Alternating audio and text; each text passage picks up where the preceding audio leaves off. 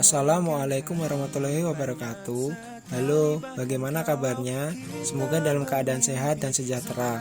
Semoga dalam keadaan pandemi ini kita semua diberikan kesehatan selalu, baik jasmani maupun rohani, dan selalu menerapkan budaya 3M. Dalam podcast singkat ini, perkenalkan nama saya Biondi Destriatma Putra, NIM 307019000046 dari Fakultas Psikologi Unisula dengan mata kuliah Kesehatan Mental kelas A. Di sini saya akan menyampaikan tentang penyesuaian diri. Apa sih yang dimaksud penyesuaian diri? Jadi penyesuaian diri dipahami sebagai mengubah lingkungan agar menjadi lebih sesuai dengan diri individu. Pengertian ini lebih menekankan pada perubahan lingkungan yang dilakukan oleh individu sehingga tetap sesuai dengan dirinya. Misalnya, pada suhu yang panas, individu lalu memasang plafon atau menyalakan AC supaya suhu ruangan berubah seperti yang diinginkan. Pada contoh ini, individu tidak berubah, tetapi lingkunganlah yang berubah. Berbeda lagi dengan adaptasi, yaitu bagaimana suatu individu melakukan perubahan agar dapat menyesuaikan lingkungannya. Misalnya, bila menghadapi suhu yang panas, lalu individu membuka pakaiannya atau minum air dingin supaya tetap merasa nyaman. Ketidakmampuan penyesuaian diri dan abnormalitas. Ketidakmampuan penyesuaian diri yaitu bagaimana individu tidak mampu menyesuaikan diri dengan suatu hal atau lingkungan yang baru. Jadi, misalnya seperti orang Sunda, jika berkuliah di Semarang tentunya memiliki salah satu kendala, yaitu adanya perbedaan bahasa, bahkan suhu atau iklim. Dengan adanya salah satu kendala ini, misalnya bahasa, individu tidak dapat mengerti atau tidak dapat berkomunikasi bukan berarti sakit mental atau tidak dapat berbaur karena tidak menyesuaikan dirinya dengan lingkungan barunya. Namun itulah suatu hal yang wajar.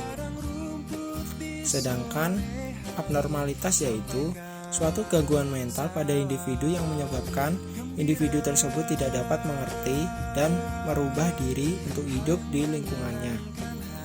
Salah satu contoh abnormalitas ini yaitu gangguan kepribadian. Gangguan kepribadian adalah gangguan mental yang membuat seseorang memiliki pola pikir dan perilaku yang tidak sehat. Pola tersebut membuat seseorang memiliki batasan dan mengalami masalah dalam interaksi sosial.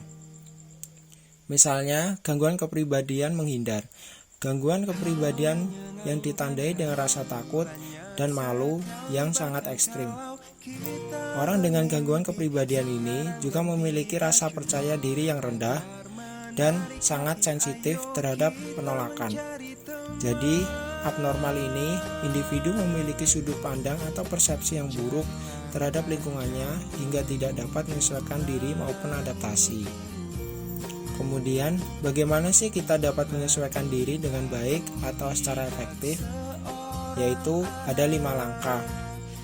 1. Memiliki persepsi yang akurat terhadap realita dengan cara mengenali konsekuensi-konsekuensi yang dilakukan dan dapat mengatasinya.